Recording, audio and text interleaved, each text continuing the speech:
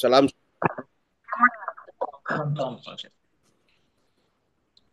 पुन्हा एकदा परमेश्वराच्या पवित्र नावाला धन्यवाद देऊया की देवबापाने आज पुन्हा एक वार एक सुंदर अशी संधी आपल्या सर्वांना त्याच्या वचनातून शिकण्यासाठी दिलेली आहे. आपण चौथा जो आपला विशेष डॉक्ट्रिन आहे किंवा विश्वास अंगीकार आहे, देवपुत्र, याबद्दल आपण शिकत आहोत आणि देवबापाने आपल्याला आतापर्यंत चालवलेला आहे. आजचा विषय अतिशय महत्वाचा आहे आणि मी पुढील वाचनाकडे आज जात आहे. त्याच्या सेवा कार्याचा काळ आणि मरण काळाची पूर्णता झाली तेव्हा देवाने आपल्या पुत्राला पाठविले असे बायबल व्यक्त करते. गलती 4:4. ख्रिस्ताने आपल्या कार्याला सुरुवात केली तेव्हा त्याने काळाची पूर्तता झाली असे घोषित केले. मार्क 1:15. काळाचा उल्लेख केल्यावरून दिसून येते की तारणाचे कार्य काळजीपूर्वक आखलेल्या भाकिताच्या योजनेप्रमाणे घडत होते. 5 शतकापेक्षा अधिक दिवस अगोदर दानिएलाद्वारे देवाने ख्रिस्त कार्याची सुरुवात आणि त्याचे मरण यांच्या तारखेविषयी अगदी तंतोतंत भाकीत केले होते. बाबेलोन मधील इस्रायल लोकांच्या 70 वर्षाच्या गुलामगिरीच्या शेवटी देवाने दानिएलाला सांगितले की यहुदी लोक यरूशलेम शहरासाठी 70 सप्तके राखून ठेवली आहेत. या अवधीत पश्चाताप करून व येणाऱ्या मशियासाठी तयारी करून यहुदी राष्ट्र त्यांच्यासाठी आखण्यात आलेल्या देवाच्या उद्दिष्टांची ते पूर्तता करीत होते. या कालावधीची खूण म्हणून दानिएलाने लिहिले, अधर्माबद्दल प्रायश्चित करावे आणि सनातन धार्मिकता उदयास आणावी. मशिहाच्या या कार्याच्या द्वारे तारणारा ह्याच काळातील हे दर्शविले आहे. आणि या अतिशय सुंदर असं या ठिकाणी वर्णन आहे की काळाची पूर्णता झाली, अर्थात प्रभू येशू ख्रिस्ताचं येणं, जसं आपण उत्पत्तीमध्ये पाहतो, उत्पत्ती 3:15, की त्या ठिकाणी भाकीत तेथच करण्यात आलं होतं की त्या स्त्रीचं तू ताज फोडशील किंवा तू डोकं फोडशील. हे जे त्या ठिकाणी वचनामध्ये सांगण्यात आलेलं आहे हे त्याच ठिकाणी भाकीत करण्यात आलं होतं प्रभू येशू ख्रिस्ताबद्दल, की येशू ख्रिस्त हा येणार आहे. मनुष्याच्या मानवाच्या तारणासाठी ख्रिस्ताचं येणं त्या ठिकाणी येणं होणार आहे हे अगदी स्पष्ट सांगण्यात आलेलं होतं. आणि आता तेच भाकीत पुन्हा एकदा आम्हाला वेळोवेळी पवित्र शास्त्रामध्ये अनेक ठिकाणी पाहायला मिळतं. दानिएल पुन्हा एकदा या ठिकाणी आपल्या लोकांना ह्या गोष्टी आशावादी किंबहुना येणाऱ्या मशियाविषयी तो पुन्हा एकदा त्या ठिकाणी सांगत आहे किंबहुना आठवण करून देत आहे. आणि ही आठवण 70 सप्तके म्हणजे 490 वर्षाचा जो कालावधी आहे. आम्हाला माहित आहे की 2300 वर्षे ची जी भविष्य त्या ठिकाणी करण्यात आलेलं आहे आणि त्याच्यामधून ही 70 सप्तके जी आहेत ही वेगळी करण्यात आलेली आहेत. का वेगळी करण्यात आलेली आहेत तर याच्यामध्ये काही विशेष कारण आहेत. ती या ठिकाणी आपल्याला पवित्र शास्त्रामध्येच आम्हाला ते पाहायला मिळतं. आपण जर पाहिलं दानिएल याचा 8वा अध्याय आणि मी तुमच्यासाठी वाचतो. दानिएलाचा 9वा अध्याय आणि 24. आज्ञाभंगाची समाप्ती व्हावी, पातकाचा अंत करावा, अधर्माबद्दल प्रायश्चित करावे, सनातन धर्मता उदयास आणावी आणि दृष्टांत व संदेश मुद्रित करावे आणि जो परम पवित्र त्याचा अभिषेक करावा, हे घडून येण्यासाठी तुझे लोक व तुझे पवित्र नगर या संबंधाने 70 सप्तके ठरली आहेत. अर्थात जे प्रभू येशू ख्रिस्त लूक 4 मध्ये म्हणत आहे की जे ठेचले आहेत, बंधनात आहेत, जे पापात आहेत, अशा लोकांना मुक्त करण्यासाठी त्या परमेश्वराने मला अभिषेक केलेला आहे. हा सर्व गोष्टी ज्यावेळेस आम्ही पाहतो, ही 70 सप्तके जी आहेत 2300 वर्षामधून ही 490 वर्षे ही जी आहेत ही विशेष करून वेगळी करण्यात आलेली आहेत. कारण की ह्या 70 शतकामध्ये विशेष कार्य या ठिकाणी होणार होतं. दानिएलाच्या भाकितामध्ये स्पष्ट केले आहे की यरूशलेमेचा जीर्णोद्धार करण्यासाठी आज्ञा झाल्यापासून अभिषिक्त जो अधिपती 7 सप्तके व 62 सप्तके म्हणजे एकंदर 69 सप्तके लोटल्यावर येईल. 69 सप्तके लोटल्यावर अभिषिक्ताचा वध होईल, स्वतःसाठी नाही. 9:26 दुसऱ्यासाठी घेतलेले हे मरण 70 सप्तकाच्या मध्यावर तो मरणार होता आणि त्याद्वारे यज्ञ बली बंद करण्यात येणार होते. भविष्यात्मक काळाचा अर्थबोध होण्यास भविष्यात्मक एक दिवस म्हणजे एक वर्ष या बायबलच्या तत्वाचा उपयोग करणे आवश्यक आहे. आपण गणना 14:34 एजकेल 4:6 मध्ये ह्या कालगणनेबद्दल त्या ठिकाणी आपल्याला पाहायला मिळेल. असे धरल्यास 70 सप्तके आणि 490 भविष्यात्मक दिवस म्हणजे 490 वर्ष होतात. एक गोष्ट आपण लक्षात घेतली पाहिजे की आज आपण जो कॅलेंडर पाळत आहोत किंवा आपण जो कॅलेंडर वापरतो त्याच्यामध्ये 365 दिवस आहेत. परंतु यहुदी कॅलेंडर प्रमाणे त्यांच्या दिवसामध्ये कॅलेंडरमध्ये वर्षभरामध्ये फक्त 360 दिवस त्यांचे असतात. आणि म्हणून तशा प्रकारे जर पाहिलं तर हा जो आकडा आहे हा अगदी तंतोतंत बसतो. म्हणजे 5 दिवस त्यांच्या कॅलेंडरमध्ये कमी आहेत, आपल्या कॅलेंडरमध्ये 5 दिवस जास्त आहेत. आणि म्हणून कधी कधी आपण ज्या वेळेस बेरीज करतो आपल्याला असं वाटतं की काहीतरी चुकतं, परंतु यहुदी कालगणनेनुसार कॅलेंडरनुसार हे जे भविष्य कथन आहे हे अगदी तंतोतंत आहे. म्हणून या ठिकाणी असं सांगण्यात आलेलं आहे, एक दिवस म्हणजे एक वर्ष. आणि 70 सप्तके याचा आपण जर कॅल्क्युलेशन केलं, हिशोब केला, बेरीज केली तर ते 490 दिवस असे होतात. आणि याची सुरुवात होते इसवी सन पूर्व 538 पासून किंवा 457 पासून. आणि म्हणून ह्या गोष्टी आणि शेवट आम्हाला 34 मध्ये इसवी सन 34 मध्ये याचा शेवट होताना पाहतो, जेथे स्टेफनाचा मूर्ती किंवा स्टेफनाचा दगडमार त्या ठिकाणी होत आहे. दानियल म्हणतो की ह्या कालावधीची सुरुवात येरुशलेमचा जीर्णोद्धार करण्यासाठी आज्ञा झाल्यापासून होते. म्हणजेच दानियल 9:25 यहुदी लोकांना पूर्ण अधिकार देणारा हा हुकुमशहाचा पारसचा राजा अर्थहशस्त याच्या कारकिर्दीच्या 17व्या वर्षी काढण्यात आला आणि त्याची अंमलबजावणी इसवी सन पूर्वी 757 साली झाली. हुकुम झाल्यापासून 483 वर्षानंतर अर्थात 69 भविष्यात्मक सप्तके अभिषिक्त जो अधिपती तो येईल, म्हणजे इसवी सन पूर्व 457 पासून धरल्यास 483 वर्ष बरोबर इसवी सन 27 पर्यंत येतात. म्हणजेच प्रभू ख्रिस्ताच्या येण्याचा दिवस किंवा वर्ष.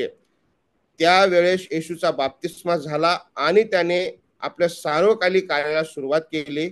इसवी सन पूर्व 457 आणि इसवी सन 27 या तारखा गृहीत धरल्यात. ग्लिसर आर्चर भाष्य करून म्हणतात की प्राचीन भाकिताची पूर्णता होण्यातील हा अगदी आश्चर्यकारक तंतोतंतपणा आहे.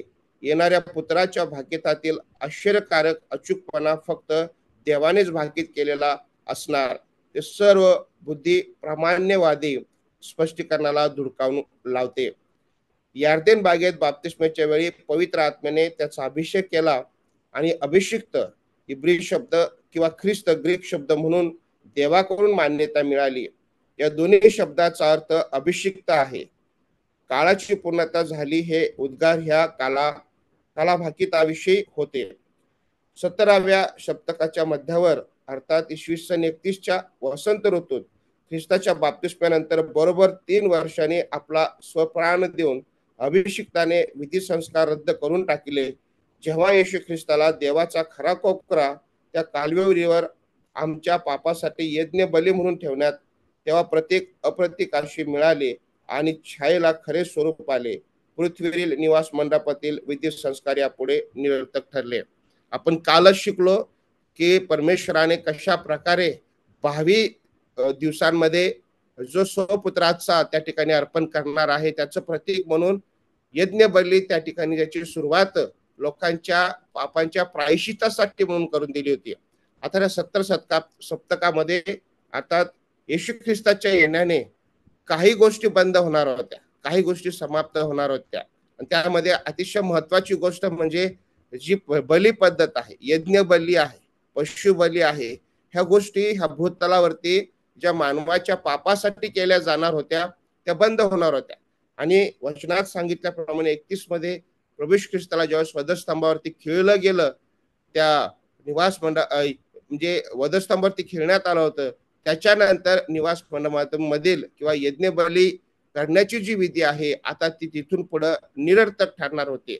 एक गोष्ट मला सांगायला आवडेल की आज जर आपण पाहिलं तर आजही यरुशलेममध्ये मंदिर बांधण्यासाठी दान जमा केलं जातं किंवा चंदा आपण ज्याला म्हणतो डोनेशन आजही जमा केलं जातं. हे आज होत नाहीये. ज्या दिवशी इसवी सन 70 मध्ये यरुशलेमेच्या मंदिराचा नाश झाला, मंदिर जाळण्यात आलं टायटसच्या द्वारे, रोमी सेनापती टायटस याने त्या मंदिराला वेढा दिला आणि ते मंदिर फाडलं, जाळलं. 6 लाख यहुदी लोक मारले गेले. इतिहासकार असं सांगतात की त्या ठिकाणी रक्त असं वाहत होतं जसं काय एखादी नदी वाहत आहे. इतकं भयंकर असं ते चित्र. आणि ज्यावेळेस ते मंदिर पाडलं गेलं, जाळलं गेलं, त्या दिवसानंतर आजपर्यंत पुन्हा ते मंदिर उभं झालं नाही किंवा उभं केलं जाऊ शकलं नाही. आणि त्या मंदिराची उभारणी करण्यासाठी आजपर्यंत त्या ठिकाणी डोनेशन घेतलं जात आहे. आणि इतका पैसा जमा झालेला आहे त्या मंदिराच्या नावाने की जर त्यांनी ठरवलं संपूर्ण जगाला ते कितीतरी दिवस फुकट जेवण देऊ शकतात.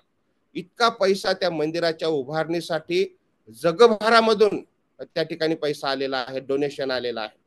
आणि म्हणून परंतु आता एक गोष्ट लक्षात घ्यायला पाहिजे की आता हे निवास मंडप पुन्हा उभं केलं जाणार नाही. याचं कारण असं आहे, जर निवास मंडप उभं केलं तर पुन्हा एकदा त्या ठिकाणी यज्ञ बली सुरू होईल, पुन्हा एकदा पशु बली सुरू होईल, पुन्हा एकदा त्या जुन्या करण्याच्या ज्या गोष्टी आहेत त्या सुरू होतील. अर्थात प्रभू ख्रिस्ताचं येणं, मशिहाचं येणं, मशिहाचं हे घोषणा करणं, मशिहाचं हे जाहीर करणं की आता सगळं पूर्ण झालेलं आहे. प्रभू ख्रिस्त वधस्तंभावरती काय म्हणाला? पूर्ण झाले आहे. याचा अर्थ काय की येशू ख्रिस्ताने जी जबाबदारी मसीहा म्हणून, अभिषिक्त म्हणून, तारणारा म्हणून ज्या जबाबदाऱ्या येशू ख्रिस्ताने घेतल्या होत्या, ज्या गोष्टी समाप्त करण्यासाठी प्रभू ख्रिस्त आला होता किंवा ज्या गोष्टी पूर्ण करण्यासाठी म्हणून प्रभू ख्रिस्त आला होता, त्या गोष्टी त्याने पूर्ण केलेल्या होत्या. येशू ख्रिस्त म्हणतो मी रद्द करण्यासाठी नव्हे तर मी पूर्ण करण्यासाठी आलेलो आहे. आणि ख्रिस्ताने त्याच्या बलिदानाच्या द्वारे एकदाच मानवाच्या उद्धारासाठी अर्पण दिलं. आणि म्हणून या ठिकाणी असं सांगण्यात आलेलं आहे की छायेला खरे स्वरूप आले पृथ्वी निवास मंडपातील विधी संस्कार यापुढे कसे आहेत? निरर्थक ठरतील. हा देवपुत्र, देवाचा एक कुलता एक पुत्र, निष्कलंक कोकरा, ज्यांनी मानवाच्या उद्धारासाठी आपलं प्राण दिलेला आहे.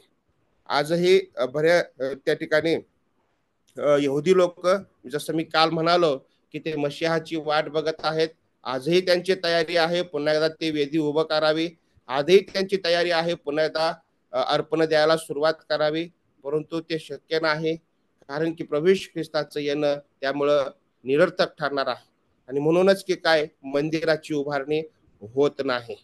ह्या गोष्टी आपण लक्षात घेतल्या पाहिजेत की यामध्ये देवाची इच्छा नाही, देवाची योजना नाही, म्हणून ते मंदिर उभं राहत नाही. जर उभं राहिलं तर यज्ञ बली पुन्हा चालू होईल आणि येशू ख्रिस्ताचं येणं त्या ठिकाणी निरर्थक ठरेल. तंतोतंत भाकिताप्रमाणे वलांडन सणाच्या वेळी त्याचे मरण झाले. पौलाने म्हटले, कारण आपण वलांडनाचा यज्ञ पशु जो ख्रिस्त त्याचे अर्पण झाले. येशू ख्रिस्त जगाचा तारणारा उद्धारक आहे. या प्राचीन काळी केलेल्या भाकिताचा भक्कम पुरावा आश्चर्यकारक रीतीने पूर्ण झालेला काल भाकितामध्ये सापडतो. उद्धारकाचे पुनरुत्थान बायबलमध्ये उद्धारकाच्या मरणाचेच नाहीत परंतु त्याच्या पुनरुत्थानाविषयी भाकीत करण्यात आले आहे. दाविदाने भाकीत केले, त्याला अधोलोकात सोडून दिले नाही व त्याच्या देहाला कुजण्याचा अनुभव आला नाही. जरी ख्रिस्ताने इतरांना मरणातून उठविले तरी तो जगाचा उद्धारक आहे. ह्या वक्तव्यामागील सामर्थ्य त्याच्या स्वपुनरुत्थानाद्वारे दर्शविले आहे. पुनरुत्थान व जीवन मीच आहे. जो माझ्यावर विश्वास ठेवितो तो मेला असला तरी जगेल, आणि जिवंत असलेला प्रत्येक जण जो माझ्यावर विश्वास ठेवितो तो कधीही मरणार नाही. पुनरुत्थानानंतर त्याने घोषित केले, भिवू नको, जो पहिला व शेवटला आणि जिवंत तो मीच आहे. मी मेलो होतो तरी पहा मी युगानुयुग जिवंत आहे. मरणाच्या व अधोलोकाच्या किल्ल्या माझ्या जवळ आहेत. उद्धारकाचे पुनरुत्थान अर्थात प्रभू ख्रिस्ताचे, देवपुत्राचे पुनरुत्थान. येशू ख्रिस्त स्वतः म्हणतो, मी माझा प्राण देतो आणि मी स्वतःहून देतो. येशू ख्रिस्त म्हणत आहे. येशू ख्रिस्त म्हणतो, हे मंदिर तोडा, 3 दिवसात मी उभा करेल. येशू ख्रिस्ताने सुद्धा स्वतःच्या मरणाबद्दल भाकिते त्या ठिकाणी केलेले आहेत. आज येशू ख्रिस्ताचं पुनरुत्थान एक असं ज्वलंत सत्य आहे, किंबहुना एक असं सामर्थ्य आहे की जे आम्हाला मरणाच्या भीतीपासून दूर ठेवतं, जे आम्हाला मरणाला घाबरण्यापासून दूर ठेवतं. ज्यावेळेस आपण आपल्या एखादा प्रिय व्यक्ती मरण पावतो, आपण अतिशय खात्रीने सांगतो, किंबहुना लोक आमचं सांत्वन करतात की जसा प्रभू येशू ख्रिस्त पुनरुत्थित झाला तसेच आपले प्रियजन सुद्धा पुनरुत्थित होतील, जिवंत होतील, त्यांना आपण पुन्हा भेटणार आहोत. न्यायाच्या समय ख्रिस्त येईल, त्यावेळेस आपण त्यांची पुन्हा भेट घेणार आहोत. हे कोठून? हे सर्व काही येशू ख्रिस्ताच्या पुनरुत्थानामुळं हे सगळं काही शक्य आहे. प्रभू येशू ख्रिस्ताने मरणावरती विजय मिळवला, म्हणून आम्हाला सर्व गोष्टी त्या ठिकाणी सांगता येतात, बोलता येतात, त्याच्यावरती आम्हाला विश्वास ठेवता येतो. येशू ख्रिस्ताचे दोन स्वभाव, शब्द देही झाला आणि त्याने आम्हामध्ये वस्ती केली, या विधानाद्वारे योहानाने गहन सत्य सादर केले. देवपुत्र याने देहधारणा केली हे एक गुज आहे. देवाने मानवी देह धारण केला, याला पवित्र शास्त्रात सुभौतिकचे रहस्य म्हटले आहे. जगाच्या उत्पन्न करता ज्याच्यामध्ये देवत्व समृद्ध झाले आहे असा तो गोठ्यातील सहाय्य लाचार बालक बनला. दूतांच्या पेक्षा अतिश्रेष्ठ आणि मोठेपण आणि गौरव वैभव बाबतीत पित्याशी समान असूनही मानवतेचा वेश परिधान करण्यासाठी तो खालच्या पातळीवर उतरला. या पवित्र रहस्याचा अंशभरही अर्थबोध होणे मुश्किलीचे आहे आणि म्हणूनच यावर अधिक प्रकाश पाडून ज्ञान संवर्धन करण्यास पवित्र आत्म्याकडे धाव घेतली जाते. देव देही झाला याचे समग्र ज्ञान मिळवण्याचा प्रयत्न करीत असताना पुढील विधानाचे स्मरण करावे. गुप्त गोष्टी आपला देव परमेश्वराच्या स्वाधीन आहेत, पण प्रगट केलेल्या सर्व गोष्टी आपल्या व आपल्या वंशजाच्या आहेत.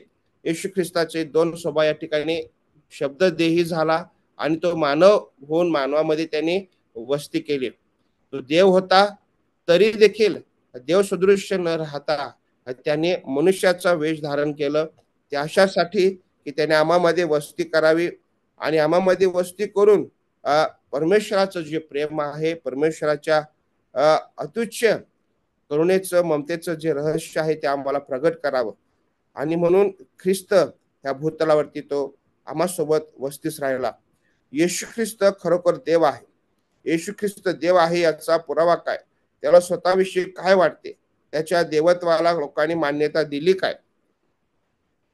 त्याचे दैवी गुण ख्रिस्ताच्या ठाई दैवी स्वाभाविक गुण आहेत. तो सर्वसमर्थ आहे. त्याने म्हटले, पित्याने मला स्वर्गात आणि पृथ्वीवर सर्व अधिकार दिले. तो सर्वज्ञ आहे. पाऊल म्हणतो, त्या ख्रिस्तामध्ये ज्ञानाचे व बुद्धीचे सर्व विधिगुप्त आहेत. येशूने आपल्या सर्व व्यापी गुणाविषयी ठासून सांगितले की पहा, युगाच्या समाप्तीपर्यंत मी सर्व दिवस तुमच्या बरोबर आहे आणि जेथे दोघे किंवा तिथे माझ्या नावामध्ये जमले आहेत तेथे त्यांच्यामध्ये मी आहे. येशू ख्रिस्त खरोखर देव आहे. हा देवाचा पुत्र, जरी तो मानव रूप धारण करून आला, जरी त्याने मानवामध्ये वस्ती केली, जरी तो मानवासारखं वावरला, जरी तो एका सुताराच्या घरामध्ये सुताराचं पोर म्हणून जरी त्याची त्या ठिकाणी ओळख झाली, परंतु पवित्र शास्त्रामध्ये अशा अनेक घटना आहेत की मला येशू ख्रिस्त स्वतःविषयी साक्ष देतो, पाऊल त्याच्याविषयी साक्ष देतो, बघणारे त्याच्याविषयी साक्ष देत आहेत. आणि हे सर्वांच्या वरून आम्हाला एक गोष्ट लक्षात येते की हा जो देवाचा पुत्र आहे हा खरोखर देव होता आणि त्या देवाने मानवामध्ये येऊन आपल्या वस्ती केलेली आहे.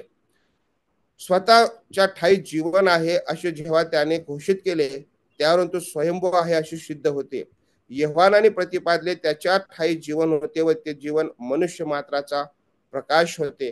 पुनरुत्थान व जीवन मीच आहे असे घोषित करण्यात येशूने आपले जीवन मूळचे असून उसनवारीचे किंवा दुसऱ्यापासून मिळालेले नाही हे स्पष्ट सांगितले. हे अतिशय लक्षात ठेवण्यासारखी गोष्ट आहे की येशू ख्रिस्त आपलं दैवीपण अगदी ठासून सांगत आहे. तो कुठेही कमी पडत नाही की मी देव आहे हे सांगण्यासाठी. परंतु बऱ्याच वेळेस काही गोष्टी प्रभू येशू ख्रिस्त लोकांना सांगण्यापासून थांबवतो. जसं की एखाद्या आंधळ्याला डोळे दिले आणि सांगितले की जा, कुणाला सांगू नको. बऱ्याच वेळेस काही गोष्टी येशू ख्रिस्ताने दैवी ज्या अद्भुत चमत्कार येशू ख्रिस्ताने केले ते लोकांपासून त्यांनी लपवण्याचा किंबहुना लोकांना न कळू देण्याचा प्रयत्न केला. का? याच्या मागे कारण एवढंच होतं की अजून वेळ आलेली नव्हती. येशू ख्रिस्ताला काम करण्यासाठी परमेश्वराला त्या ठिकाणी मोकळीक पाहिजे होती. जर येशू ख्रिस्ताने सांगितलं असतं की मी देव आहे वगैरे वगैरे, तर बऱ्याच अडचणी त्या ठिकाणी आल्या असत्या. बऱ्याच वेळेस काय होतं की आम्ही आमचा अधिकार छोटा असो मोठा असो, आम्ही खूप मोठ्याने सांगत फिरतो, लोकांना आपण गाजावाजा करत फिरतो. परंतु येशू ख्रिस्ताने ह्या गोष्टी काही वेळेस टाळल्या. काही वेळेस तो देव असताना सुद्धा बायबल सांगतं की तो निघून गेला, निसटून गेला. ज्यावेळेस लोकांनी त्याला पकडण्याचा प्रयत्न केला, त्यावेळेस येशू तिथे थांबला नाही. तो लोकांपासून निघून गेला. का? तो भित्रा होता म्हणून नव्हे, त्याला भीती वाटत होती म्हणून नव्हे, परंतु त्याचं लक्ष, त्याचा हेतू, त्याचा उद्देश आणि त्याचं व्हिजन हे स्पष्ट होतं. त्याला मानवाच्या तारणाकडे त्याचं जास्त लक्ष होतं. आणि म्हणून तो फालतूच्या गोष्टी आपण आजच्या शब्दात जर म्हणायच्या झाल्या, तर ज्या गोष्टीमध्ये तो पडला नाही. त्याचा अंतिम जे हेतू उद्देश आहे, त्या दिशेने येशू ख्रिस्ताने त्या ठिकाणी वाटचाल केलेली आहे. हे आपण लक्षात ठेवलं पाहिजे. हे आपल्याला शिकता आलं पाहिजे की येशू ख्रिस्त पूर्ण देव होता, पूर्ण मानव होता, परंतु त्या गोष्टीचा त्याला तीळ मात्र घमंड नव्हता. आणि म्हणून जेव्हा जसं वाटेल, पाहिजे जशी गरज होती, तशी त्याने आपल्या दैवत्वाचा त्या ठिकाणी वापर किंवा उपयोग केलेला आहे. आणि ही गोष्ट आपल्या लक्षात ठेवणं खूप गरजेचं आहे. सगळ्यात श्रेष्ठ येशू ख्रिस्ताने त्याच्या जीवनामध्ये जर श्रेष्ठत्व कोणत्या गोष्टीला दिलेलं आहे, तर ते तारणाच्या योजनेला. आणि ही गोष्ट अतिशय महत्वाची. तुमच्या आणि माझ्या जीवनामध्ये आपण काय आहोत हे दुय्यम आहे. देवाने मला कशासाठी निवडलेलं आहे हे आद्यस्थानी असलं पाहिजे, प्रथम स्थानी असलं पाहिजे. मी काय आहे, कोण आहे, माझ्याकडे किती आहे, मी किती श्रीमंत आहे, किती गरीब आहे, किंवा किती मी ज्ञानी आहे, किती मान सन्मानित आहे, या सर्व गोष्टी बाजूला. परंतु आद्यस्थानी काय, तर आपली आपलं बोलावणं, आपलं पाचारण, आपली निवड, आपलं ख्रिस्ती असणं आणि लोकांना तारणाच्या योजनेकडे घेऊन जाणं हे अतिशय महत्वाचं आहे. तो प्रीती आहे योहानाने लिहिले. ख्रिस्ताने आपल्याकरिता स्वतःचा प्राण अर्पिला, ह्यावरून आपल्याला प्रीतीची जाणीव आहे. तो अनंतकालिक आहे. यशाया संदेशात त्याला सनातन पिता म्हणतो. मिखा म्हणतो त्याचा उद्भव प्राचीन काळापासून अनंती काळापर्यंत आहे. तो सर्वांच्या पूर्वीचा आहे असे पौल सांगतो. आणि योहान त्याला दुजोरा देतो. तोच प्रारंभी देवासह होता, सर्व काही त्याच्याद्वारे झाले, जे झाले आहे ते त्याच्या वाचून झाले नाही. याचा अर्थ उत्पत्तीपासून प्रभू ख्रिस्ताची उपस्थिती पित्यासह त्या उत्पत्ती कार्यामध्ये होती आणि ती तारणापर्यंत आहे आणि ती पुढे सुद्धा ख्रिस्त येत आहे. या सर्व गोष्टीमध्ये येशू ख्रिस्तांची उपस्थिती आपल्याला पाहायला मिळते. त्याचे दैवी सामर्थ्य आणि विशेष हक्क, देवाच्या कार्याचा संबंध ख्रिस्ताशी जोडण्यात येतो. त्याला उत्पन्न करता आणि आधारस्तंभ किंवा जीवनधार त्याच्यामध्ये सर्व काही अस्तित्वात आहे असे म्हटले आहे. स्ववाणीने तो मृतास जीवनदान देत असे आणि काळाच्या शेवटी तो जगाचा न्याय करेल. त्याने पाप क्षमा देखील केलेली आहे. हे सर्व प्रभू ख्रिस्ताचे दैवी सामर्थ्य आणि विशेष हक्क आपल्याला येशू ख्रिस्तामध्ये पाहायला मिळतात. आणि त्याच्या वाणीने मृत बरे झाले, त्याच्या वाणीने आजारी बरे झाले, त्याने जीवनदान लोकांना दिलेलं आहे आणि शेवटी तो जगाचा न्याय करेल असं या ठिकाणी म्हटलेलं आहे. त्यांनी पापांची क्षमा केली. या सर्व गोष्टी आपल्याला त्याच्या हक्कामध्ये, प्रभू ख्रिस्ताच्या देवपुत्राच्या हक्कामध्ये आपल्याला पाहायला मिळतात. त्याची दैवी नावे, त्याच्या नावावरून त्याचा दैवी गुण प्रदर्शित होतो. इमॅन्युएल म्हणजे आम्हा बरोबर देव. हा जो देवपुत्र होता त्याला दैवी नावे देखील आहेत. त्याला इमॅन्युएल म्हटलेलं आहे. विश्वासक आणि भूतेही त्याला देवपुत्र म्हणतात. आम्हाला माहित आहे की गेत्सेमने गर्षकरीशील ज्यावेळेस तो दुष्ट आत्मा लागलेला, ज्यावेळेस तो त्याच्याकडे पाहत होता, तो म्हणतो की हे देवपुत्रा तू मध्ये का पडतोस, आम्हाला छेडण्यासाठी काय. भूत त्याला लांबूनच ओळखत होते, ओरडत होते. जुन्या काळातील देवाला संबोधून वापरलेले पवित्र यहोवा हे नाव येशू ख्रिस्ताला उद्देशून होते. मत्त्याने यशाचे वचन परमेश्वराचा मार्ग सिद्ध करा, यशा 40:3 ख्रिस्ताच्या प्रारंभिक कार्याच्या स्पष्टीकरणात वापरले आहे. योहानाने येशूविषयी प्रभू येशू उच्च सिंहासनावर बसला, बसलेला असे म्हटले आहे. हे त्याची दैवी नावे आहेत. इमॅन्युएल, परमेश्वर, देवाचा पुत्र, मसीहा. या सर्व गोष्टी आपण पवित्र शास्त्रामध्ये देवपुत्र प्रभू येशू ख्रिस्त याला दैवी नावे म्हणून आपण पाहतो की कसं त्याचं दैवीपण या ठिकाणी घोषित होतं. त्याचे देवत्व मानण्यात आले. योहानाने येशूला दैवी शब्द देही झाला असे म्हटले आहे. थोमाने पुनरुत्थित ख्रिस्ताला माझा प्रभू व माझा देव असे म्हटले. तो सर्वावर असून युगानुयुग धन्यवादित देव आहे असे पौल त्याच्याविषयी विधान करतो आणि इब्री लोक त्याला प्रभू आणि पृथ्वीचा उत्पन्न करसा असे म्हणतात. त्याची वैज्ञानिक साक्ष देवाची आपण समान असल्याने येशू स्वतः प्रतिपादितो. जुन्या काळातील देव मी आहे असे तो स्वतःला समजतो. त्याने पित्याला आमचा पिता म्हणण्याऐवजी माझा पिता असे म्हटले. मी आणि पिता एक आहो हा त्याच्या विधानाद्वारे स्पष्ट केले आणि ही खऱ्या अर्थाने पित्याशी तो सारख्याच गुण स्वभावाचे एकरूप व्हावा. आता आपण त्याचे दैवत्व आपणही मान्य केलं. त्याचं दैवत्व पवित्र शास्त्रामध्ये अनेक लोकांनी मान्य केलं. थोमाविषयी या ठिकाणी सांगितलेलं आहे, पावलाविषयी सांगितलेलं आहे, योहानाविषयी सांगितलेलं आहे. आज आपण जर पाहिलं तर फक्त ख्रिस्ती लोकच येशू ख्रिस्ताला देव मानतात असं नाही, तर विधर्मी लोक सुद्धा त्यांच्या जीवनात आलेल्या अनुभवाधारून अगदी स्पष्ट ठामपणे ठासून सांगतात की येशू ख्रिस्त खरोखर काय आहे, देव आहे. परंतु काही गोष्टी अशा आहेत की ज्या गोष्टीमुळे लोक उघडपणे येशू ख्रिस्ताचा स्वीकार करत नाहीत, करू शकत नाहीत. हे आपण स्वीकारलं पाहिजे. आपण हे तेवढ्या मोठा मान आपण दाखवलं पाहिजे. शेवटी एक गोष्ट एक लक्षात घ्या की मी मुखाने कबूल करणं हे खरोखरच अतिशय गरजेचं आहे, परंतु देव अंतःकरण पारखतो हे आपण विसरून चालणार नाही. आपण मुखाने किती जरी सांगितलं की येशू ख्रिस्त देव आहे, परंतु जर तो दैवी स्वभाव माझ्या जीवनात नसेल तर परमेश्वर अंतःकरण पारखतो. आपण बऱ्याच वेळेस आजच्या जीवनामध्ये मंडळी म्हणून, विश्वासणारे म्हणून, देवाचे सेवक म्हणून तडजोडीचं जीवन आपण जगत आहोत. कुठेतरी आपण तडजोड करत आहोत. फक्त येशू ख्रिस्ताला वरवर कुठेतरी आपण येशू ख्रिस्ताला देव म्हणून स्वीकारले की काय असं आपल्याकडे बघितल्यानंतर अगदी स्पष्ट दिसतं. परंतु येशू ख्रिस्त एक लक्षात आपण घेतलं पाहिजे की देव अंतःकरण पारखतो. जर देव अंतःकरणात आहे तर तोच देव मुखात असला पाहिजे, तोच देव आचरणात असला पाहिजे, तोच देव व्यवहारात असला पाहिजे, तोच देव लोकांना दिसला पाहिजे, तोच देव लोकांना समजला पाहिजे. होतं काय की मनात एक आहे, तोंडात एक आहे, व्यवहारात एक आहे, आचरणात एक आहे.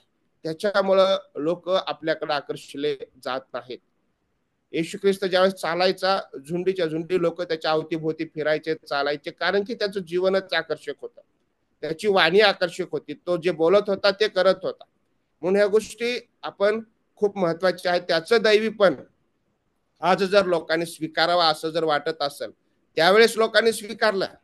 आज येशू ख्रिस्ताला लोक त्यावेळेस त्याचा अभ्यास करतात, स्वीकारतात, परंतु आपल्याकडे बघून लोकांनी येशू ख्रिस्ताला स्वीकारलं पाहिजे. हे अतिशय महत्वाचं आहे. कारण की बायबल तसं सांगतं, तुमच्याकडे बघून लोकांनी स्वर्गीय पित्याचं गौरव केलं पाहिजे. तुमचे गुण बघून, तुमचं आचरण बघून हे आपल्याविषयी सांगण्यात आलेलं आहे. मग हे कधी शक्य होईल?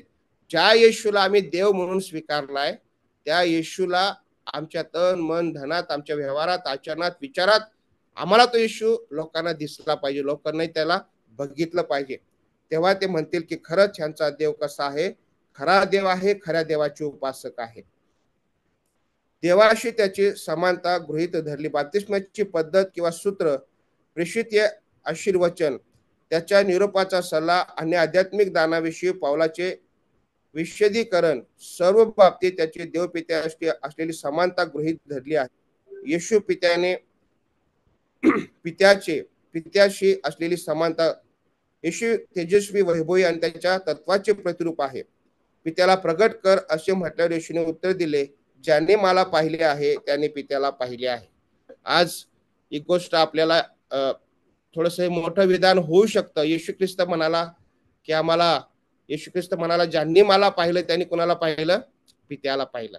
आज जर आम्हाला कोणी विचारलं की तुमचा येशू कसा दिसतो, येशू कसा आहे, तर आम्ही हे म्हणण्याचं धाडस ठेवू शकतो का की म्हणजे मी जसा व्यवहार करते, बोलते, तसाच माझा येशू व्यवहार करतो, बोलतो, चालतो?